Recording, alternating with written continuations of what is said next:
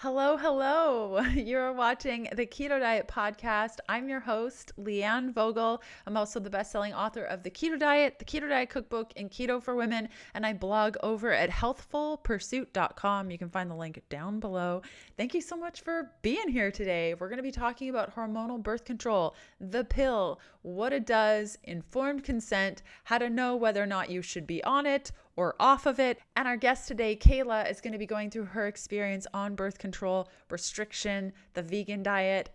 It's just a beautiful conversation. So I'm so thankful that you're hanging out with us today. Before we get to today's interview, I want to thank and share with you our two sponsors of today's show. If it weren't for these two sponsors, this would not be happening today. I have to rent a hotel room to get really good internet to record these episodes, and all of the inner workings. It does cost quite a bit. So thankfully, these partners make it possible, and I just love what I do, so I'm so thankful to have the support for it. Our first sponsor is Keto Bars. They make delicious on-the-go bars for your keto lifestyle. You can find out more down below. And last but certainly not least, Eaton Hemp. They're my friends who make the best CBD on the market, and I can say that with 100% confidence. They are so good at what they do, so passionate at providing a good, high-quality product to their customers. You can find out details down below, including a little coupon code there, and by little I mean huge. They're so great to our listeners. Okay, let's cut over to today's interview. Hey Cayla, how are you? I'm doing so well, Leanne. How are you? I'm so good. We both have like huge smiles on our faces. We're just so excited to be here, both of us. I know, as I was saying, it's so surreal to be talking to you. You've been such a part of my journey from day one, and it's like it's come around full circle. And now you're a doctor. Yes, crazy. Like, how did this happen? I guess really my intention for today's episode is to highlight your experience through everything. So normally I ask my guests, like, how did you get here? But I mean, the whole episode is really going to be, how did you get here? So I Right. really want to understand kind of what your process was like, and introduce yourself. Tell us a little bit about your hormones Yeah. and your experiences with traditional medicine. That first piece of realizing that there was an issue for yourself. Well, it really all starts back to menarche. So the first time that you get your period, my periods came, I was around 12, 13 at the time, and they were very cyclical, like clockwork. Every month, predictable by the calendar. I didn't have any problems with my period. I have never had to worry about, will my period come on time? No hormonal issues with painful cramps or headaches, none of that.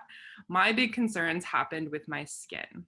At a very early age, I started to get breakouts, as every hormonal or many hormonal teenagers will. And at the time, they started to, become more and more. They proliferated. My mom took me to the doctor, as any parent would. That's what she knew. And we were referred to several dermatologists. And I was put on every topical medication on the product. I was put on antibiotics to manage my hormonal acne at such a young age, and other medications that I can't even remember the names of because I knew nothing, of course, about drug prescribing at the time. And so acne was still a thing. None of these creams or topicals or oral medications did anything to touch my skin. And I didn't really know what to do. So I remember being 19 years old, at the age where I could independently go to my doctor and ask for advice. And I went to her, and she was so lovely. I still think she's such a wonderful doctor, but she didn't give me proper informed consent around taking the birth control pill. And that's kind of where it all started. So I went to her, and she had a special interest in skincare, and she had tried a whole bunch of other topical treatments on me, of which just kind of dried out my skin. It made my skin very red, very irritated.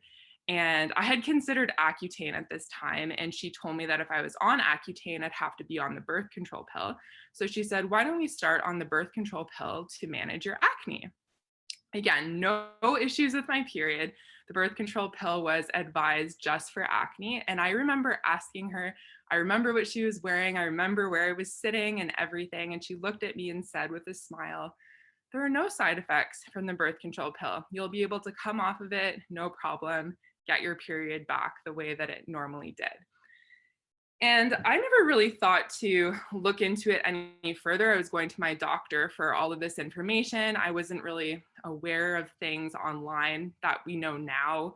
You know, a lot of people are talking about the side effects of birth control. I just didn't know any of that. I really trusted my doctor. So at age 19, I started the birth control pill, and I was on the pill for around 4.5 years. And during this time, I would say my acne didn't go away. I definitely still had acne, but I started to take a keen interest in nutrition and other aspects of health. So I simultaneously was changing around my diet. And this is kind of where I was opened up to the realm of health influencers online and kind of the advice that they were giving. Not that it was evidence-based at the time. And just to kind of highlight where I'm going with this, from the day that I started the birth control pill at age 19 to today, I have never had a period. And I'm currently pregnant with my second baby. So the 2 times I've ovulated since I was 19 ended up in my 2 pregnancies, which is just still crazy to think. So I'm still, hoping for that day where I'll get my period back officially. But the way that it worked was, so I was on the pill for those 4.5 years. I was in university at the time, had a lot of stress, and stress sort of turned into me trying to find an outlet for my stress. And this is where I was introduced to marathon running, or I started with a half marathon. And I was on the pill, started my half marathon, didn't really change much about my diet in terms of focusing on like following a specific diet. It was more so I was following Canada's food guide. I knew fruits and vegetables were good, healthy whole grains that you always hear about, right? That was kind of the extent of my nutrition knowledge at the time. And I started running my first half marathon, and I quickly became very addicted to the euphoric high that I would get from running. And after running my first race, I ended up with the time that I got first place in my first half marathon, and I became addicted to it. I was totally hooked. I ran countless half marathons after that, and it quickly snowballed into full-blown marathons. And then at the time, I was graduating my undergrad, starting my master's, and this is where the stress of my master's, it was one of the most life-changing experiences of my life, not only from like an academic growth, but just a personal growth and what I could accomplish and everything that I learned about myself in that time. And I wouldn't change it for anything, but it was the most stressful time of my life to this day. And I really used exercise as a way to cope with that stress, still on the birth control pill at the time. And my acne was at an all-time high. So here I was, acne, running marathons, stressed out of my mind, not sleeping, and I didn't really know how to manage it all. And I came across your resources at the time. This is probably kind of at the early stages of your influencer journey where you're sharing videos online. And I took a keen interest in you, and then interested in what other people were saying about their health journeys. And I became really involved in understanding more about the vegan diet. And I was bombarded with all these influencers saying how the vegan diet cured their skin, the vegan diet helped with their hormones, this and that. And so I went all in. I didn't just dip my toes into the vegan diet. I wouldn't touch anything that contained a trace of dairy, a trace of egg, nothing. It was very much, a 180 flip, where one day I just was, eating an omnivorous diet, and the next day I wasn't. And this was the perfect hormonal nightmare for me specifically. Running marathons, stress, vegan diet. And I had a field season for my master's in San Francisco at the time, which is very much the vegetarian community. Like I really thrived in that environment as opposed to where I was in London, Ontario. And it just kind of really fueled that way of living for me.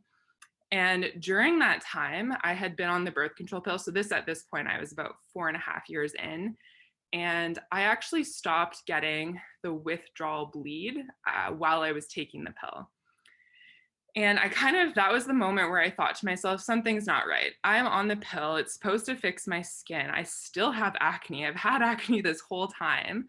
Something is going on, and I don't know if the pill could be contributing to this. So this is when I started looking on Dr. Google for some answers, trying to find other people's experiences with the pill.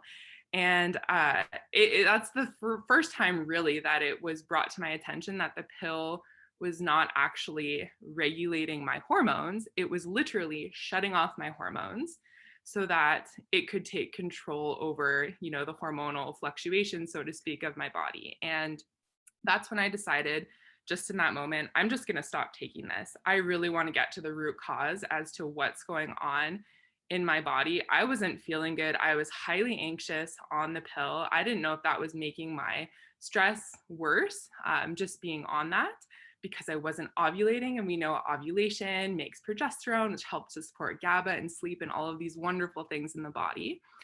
So I stopped the pill. And the very interesting thing that I noticed right at the beginning was my body temperature that first month.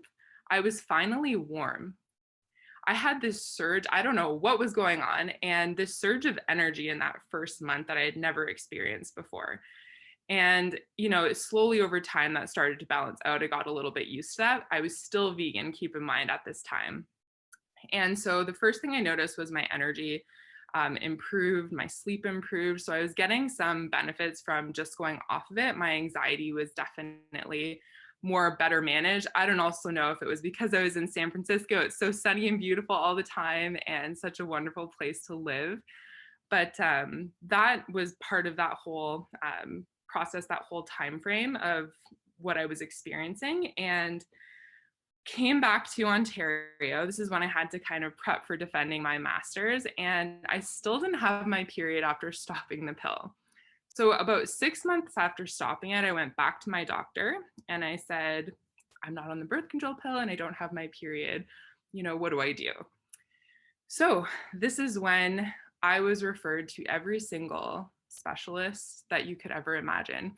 I was referred to a neurologist, had an MRI of my pituitary gland to see if anything was blocking hormonal signals, countless blood tests. I saw a hepatologist because I had elevated liver enzymes, which I suspect was probably a combination of running marathons and consuming a very, very, very high fruit diet at the time.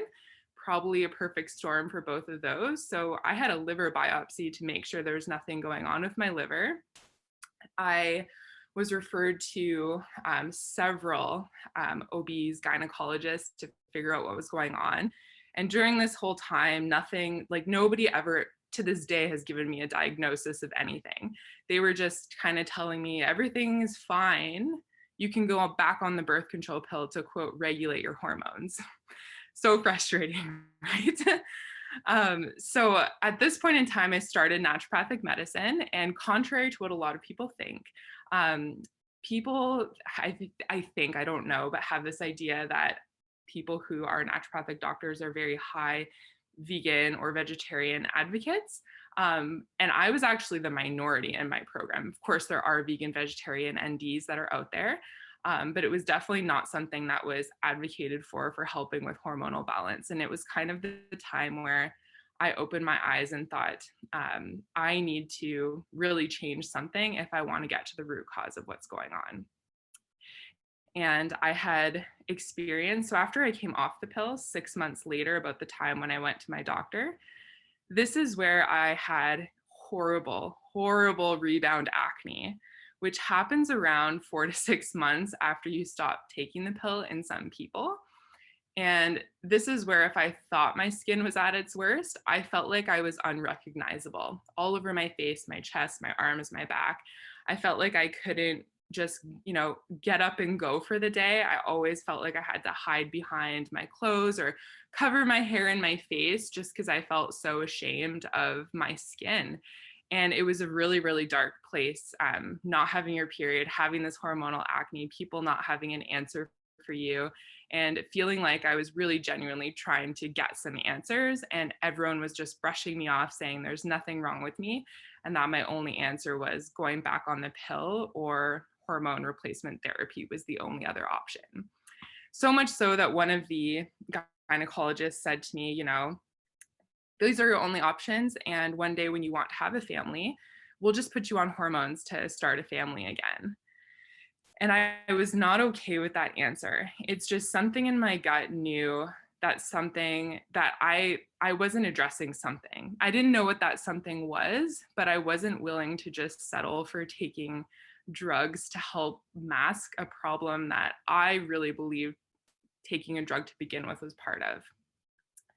So around in my second year of naturopathic medicine, this is when I started eating animal products again. And my body responded really well to it. I was very genuinely surprised. I thought I'd have horrible digestive issues, but I actually felt so much more satiated with my meals. Like I remember I used to eat massive, massive salads. Anyone who is in the program with me remembers this, probably these huge bowls where I just was so physically stuffed, but I wasn't ever full. And the first time that I added protein and fat, those were the missing pieces that just helped me feel so satisfied with my meals. And my mindset before this time, I remember I went to go see a naturopath for myself, and she did like a dietary assessment on me, and she just looked at me and said, "Where is your fat? Where is your protein? You have none of this." And I was so caught up in my own beliefs, which weren't based on science, but I truly felt like just eating plant food only was enough to satisfy my protein and my fat needs. Now, we didn't really have to go seek out extra sources of fat to help with our hormones. And I remember thinking, oh, but I'm taking a fish oil supplement as my source of fat. And it was just thinking back that was my mindset. I mean, I feel so ashamed of myself for thinking that at the time, but it really has come around full circle to me being a naturopath, because the whole reason why I went into naturopathic medicine to begin with was because I wasn't getting the answers from conventional care. And I wanted to kind of switch my whole career into not just working in a lab setting with specimens, but I wanted to actually work with people and help people accomplish their health goals in the same way that I was seeking out these complementary healthcare modalities myself. So by the time I was in my fourth year of naturopathic medicine, I had been working with a naturopath at the college the whole time and I really did commit to every therapy that they prescribed for me. I would do anything. I was the best patient, followed all the protocols. Nothing happened until my fourth year. I had 2 months where I experienced a little bit of a withdrawal bleed. And I just hung on to that as yes, I was getting my period back. At this point in time, I believe I was 7 years without a period. And after that second sort of a withdrawal bleed, it was more like spotting, not enough to even wear a menstrual cup, a pad, a tampon, or anything like that. Nothing happened. And I got really discouraged at that point in time. And I remember I would do morning walks or morning hikes or morning jogs in around the college that I went to school at. And I came across your podcast again. It was one of my favorites that I would always run to when I was a marathon runner, or listen to when I was in the lab. I would have your YouTube videos on in the background. And it was your story when you shared your experience of being on the pill, coming off the pill, the hormonal acne, the amenorrhea for how many years. And I just felt like nobody had ever shared their experience with coming off of the pill and what could happen. I was just bombarded in this world of, I was the only one suffering, and I felt so alone, ashamed, and like I had no one that really understood what I was going through. And your message was always in the back of my head. Like, this woman who is so intelligent, sharing so much about the keto diet, is also sharing the message that you really have to individualize your nutrition for your own body, and that it's okay to eat carbohydrates, and it's okay to not fast for these extended periods of time if it's not working for you. Clearly, if you're not having your period, your body's trying to tell you that something is wrong. And I think we really get caught up in this, it's either all in keto diet or where you're intermittent fasting, completely restricting everything, or you can't also follow a high fat diet and have a more balanced approach to it. And so that message was really in my head. I graduated from naturopathic medicine and moved back to Sudbury, and I kind of put my health, it was sort of on the back burner. I really wanted to just start my career, get going. I wasn't in the realm of wanting to start a family. My partner, he moved up to Sudbury with me, and we wanted to buy a house and kind of get our lives on track. And I started growing my practice, and periods, fertility, pregnancy, children's health was not something I ever envisioned being a very big niche in my practice. And it was really funny. Slowly, when you help one woman with her period, and then you help her get pregnant, and she tells 5 of her friends, and suddenly these people who've gone the IVF route, had failed cycles, and then come to you, they get pregnant. The word just gets out there. And soon enough, my practice was just filled with all of these cases of women, wanting to come off of the pill, getting their periods back. And I felt so proud to be a part of that journey. That was really what fills my cup as a doctor. And I was asked to do, prenatal yoga, parent baby yoga. I was surrounded by pregnancy, fertility, period health, people getting their periods back. And I would look at them and think, how come I still don't have my period? How is it that I can help all of these other people get their periods back, start families, and yet here I am almost living a lie in my own clinical practice? I just felt so ashamed, like my body was broken and I didn't know what to do. I was so discouraged at the time. And I thought maybe I just have to accept the fact that, having a family of our own one day is probably not in the cards for me. I really just wanted to have my period back. And it was in that moment that my partner kind of said to me, he's like, we don't have to have our own biologic family. There's lots of ways of having a family. He really took the pressure off of me in that sense. And I really appreciated that. And he said, why don't you just become your own doctor for a moment? Just pretend that you're your own case. What would you do? What would you say? And I remember thinking back to your message and eating more. And I really, as much as I thought I had made leaps and bounds in my efforts with my nutrition, I knew deep down that I was still had a restricted mindset. I was really involved in wanting to go all in with keto, tracking my ketones. I became so obsessed with those numbers. And I thought that that was the way to health. I thought that that was going to restore things. And I never really considered that maybe my overly healthy lifestyle was really not so healthy for my body. So in that moment, I committed to introducing carbs into my diet that was already high fat. I was, very well balanced and all of the other things, but it was really introducing carbs that I think played the biggest role in restoring my period, which hasn't come. My first period was my son, but I introduced carbohydrates for 3 months, and I committed to 3 months. I knew that's about the amount of time that it takes to fully mature your oocytes or your eggs to allow for the first ovulatory cycle when you make a health change. So I introduced that and some very key supplements that helped with utilizing the fats from my diet into my mitochondria. And I also optimized vitamin A, which if you're following a plant-based diet, being very low in vitamin A, very high in carotenoids, there's some research that shows that if the more carotenoids that you consume, it actually suppresses the conversion into vitamin A.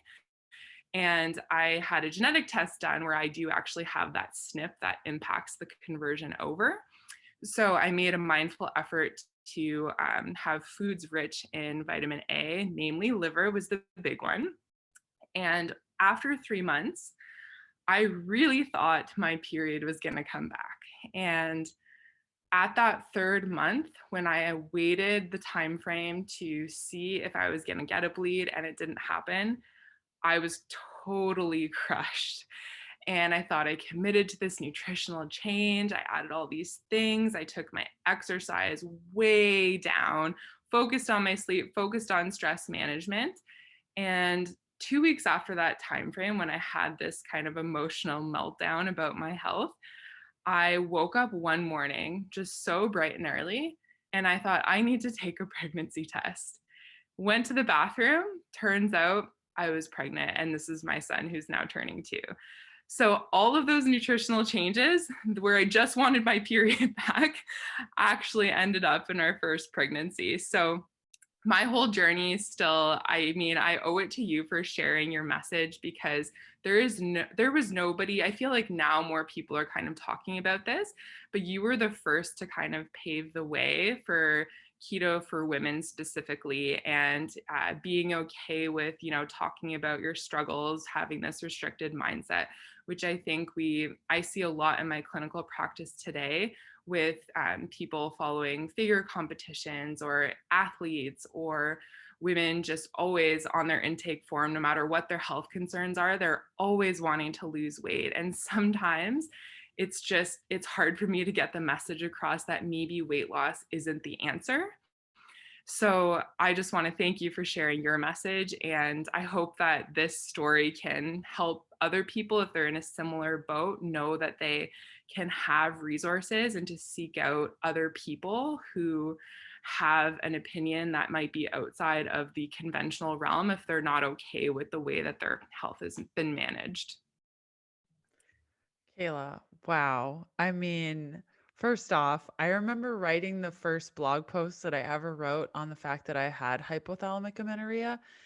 And I wrote it all up and I was like, do I want to do this? Like, this is really personal. And I'm a health coach and I shouldn't have these problems. And over the years of making videos and talking about it, I've gotten a lot more comfortable with it. In fact, I'll tell a stranger on the street if they want to know how my period is, I will probably let them know. But to hear, women who have benefited from sharing, I think that just goes to show that all of us, when we're sharing vulnerably about our health struggles and things we go through, you'd be amazed at how many other women are experiencing the same thing. And by you sharing, it encourages them to be like, wait a minute, this is actually a problem for me too. So to hear that that has influenced you means a whole bunch to me, because I can remember, 6 or 7 years ago, starting to blog about this and being like, I don't know if I want to do this. I don't think it's going to help anyone.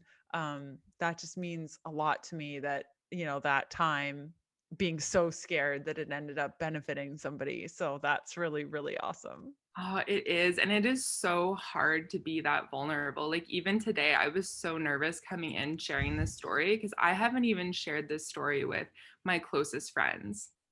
And I figured, you know what, I knew that there would be a time and place when sharing my story would be valuable, because I feel like as women, or as people, we really want to have that connection with others. And as much as we look to science for answers, sometimes we also want to have this personal connection of understanding that, yeah, somebody else went through a similar struggle that I did and they got through it, and I am going to be okay. And it's okay to have your emotions, because it's high and low through this whole process, just to get that validation from somebody else. And I see that with patients too. Sometimes if I open up about something that I went through that's similar, it just kind of gives them that little bit of hope that they were looking for. Yes, completely. And there were two things that you spoke on. The first is weight loss not being the answer. I can't tell you. I would have to say probably 90% of my one-on-one clients, they have like, I'm not feeling well. I have headaches all the time, but my number one goal is to lose weight. And I lose a lot of clients because I can't help them lose weight, because there's so many issues happening that's like they're so inflamed and they're not sleeping, and they're just, their bodies need so much support that weight loss, even if we tried, even if we went on the most strictest weight loss protocol, you're not going to lose weight. And I think there's a subset of people, specifically women, who went on the pill, who are now trying to get off of it, or they've been off of it and they're dealing with all of these hormone problems. And their goal, of course, is to lose weight because they don't feel comfortable in their body. But I think something that you spoke to too is like, until you really get serious about your health and unfortunately, what the pill did, in addition to, like my story, the running, veganism, restriction usually goes hand in hand, all of those things all together. It's just not probably not going to happen. Would you agree with that? I completely agree with you. And it's so hard to get that message across sometimes because as a healthcare provider, it's my passion to help people reach their goals. But when people have an idea of how they almost want you to validate how they should be doing things in terms of, if you assess that they need rest and they need to prioritize sleep instead of getting up at 4 a.m. to exercise, if they're not okay with it, they have a hard time following through and then they just never reach their goals. And I just wish that I could somehow just share with them that trusting the process is so important. And the process is not going to be a quick and clean answer all the time. There is going to be a lot of mental, emotional struggles. And, my journey was 10 years, essentially 10 years of trying to figure out the answer and trying to be committed. That if I had just wanted the quick fix, I probably would have gone on hormone replacement therapy or back on the pill. And who knows where I would have been today if I didn't really commit and trust the process at the end of the day. Of course, my journey would have been quicker if I wasn't so stubborn in the early days. But yeah, I just think working with people, I completely agree with you. Being able to understand that if you're not in the best place, and you're essentially hiring somebody to trust and to guide you along the way, you do have the opportunity to kind of choose that team and ask the questions, but really work with them and commit to the journey so that you can see it through to the end. Yes, completely, completely. And know that it's not like it's not going to happen. That's something I have to tell myself. I've gone through about 3 or 4 um, big pockets of healing my body, and I'm on one now where I hired a dietitian because sometimes you need somebody outside of yourself to For tell sure. you what you can't see. Yeah. Yeah. And she's like, "You need to eat more." And I'm like, "What?" I mean, I've done this 3 times. Like, I eat enough. And it took me wearing a glucose monitor to see I'm legit not eating enough and my glucose is far too low all the time and I need to eat more, to then be like, okay, I'm going to gain weight again. Okay. And putting trust in the process is a really big deal, especially when weight is involved. Mhm. So I can completely relate to that. And I know that sometimes people will hear this and be like, well, no, like I'll do anything, but if my weight goes up, no. But sometimes that needs to happen and that trust is essential. And I even struggle with it, this being my 4th time. The scale keeps creeping up, nothing fits. And just a couple of months ago now it's going down again. And I'm like, hey, and now I'm eating more and things, but it's hard to put that trust in. I guess where I kind of wanted to go with the last bit of our conversation is, if there's a woman listening now that is on birth control and she thinks, well, it's fine. Like I don't want kids. I like not having a period. I'm good. What kind of words of advice do you have for her moving forward? It's a great question. So, your period, regardless of whether you want children or anything else, is a vital sign of health. Your period tells you at the end of every month certain parameters of your health that were in check. And when you suppress that natural cycle that our bodies were meant to have, it doesn't just end there. There will be a time where it catches up with you when you hit perimenopause or menopause. Those suppressed hormonal fluctuations then come back and they can be risk factors for things like cardiovascular related diseases or other scarier things, where if you could have addressed them throughout the menstrual cycle, we could have better health outcomes for you longer term. So I think that, people who are on the pill who aren't, I don't want to also say that the pill's all bad. There's a time and a place for everything. It's really just about informed consent. If you're taking the pill and you have full informed consent about everything that can happen before, during, and after, and you still think that that's the best option for you, then that's the only thing that really matters. But if you weren't given proper informed consent on it and you were just told that the pill is going to regulate your period or stop your period, which is going to help all of your symptoms, these symptoms will come back at some point in time when you stop taking the pill, even if it's past your menstruating years. So understanding that your period is a vital sign of your health. And as women, we're really lucky to have that. Completely we are. And I'll be praying that you get your period back. I mean, it's never too late. It's never too late. And you have one baby, one on the way. I Like this is know. just so crazy. So crazy. And you're not the first woman. I actually had a really close friend a couple of years ago who now has 4 children and she hasn't had her period, but those 4 times she ovulated, she Would has have 4 babies. Yeah, exactly. I know. Yeah. And I know what to do, right? I now know what to do. I've had completely healthy pregnancies, really great outcomes. I feel really great. And I am looking forward to that day where I can share in a good hormonal cycle every month. So true. And I guess, do you have any words of advice on supplements or tests or next steps for people and women specifically that are either on birth control or they've come off of it and they're hit with the storm of hormonal craziness after you go off birth control to because I think a lot of people just go off of it and they're like, it'll be fine. Just like you said, like, it'll be Yeah. fine. Yeah. And then it's not fine. How can we kind of mitigate that experience? Yeah. Well, when you're on the pill, because it is having an effect on your hormones, you don't want to be on like a detox of your hormones because that would decrease the effectiveness of the pill. So if your plan is to come off of it, the birth control pill depletes several key nutrients in the body, namely vitamin B6, vitamin B12, magnesium, zinc, a whole slew of things that when you come off of it, depending on how long you've been on it for, you'd want to make sure that your levels are optimal just in those key nutrients, which we know help with your skin, help with your mood, help with your energy. And then after you've come off of the pill, ideally your period would return within 3 months, 6 months. You know, a lot of people, it can happen right away. But then you could go and get your hormones tested. FSH, LH would be ones to test on day 3 of your period, along with estradiol and progesterone on day 21 to make sure that you're making enough. And there are definitely other interventions that can take place depending on where your numbers are at. And it could also lead to a diagnosis if you had gone on the birth control pill for acne, let's say, and while you were on the pill, it kind of suppressed all your hormones, and now all those hormones are coming back the way they normally would. It could help us lead you to a diagnosis.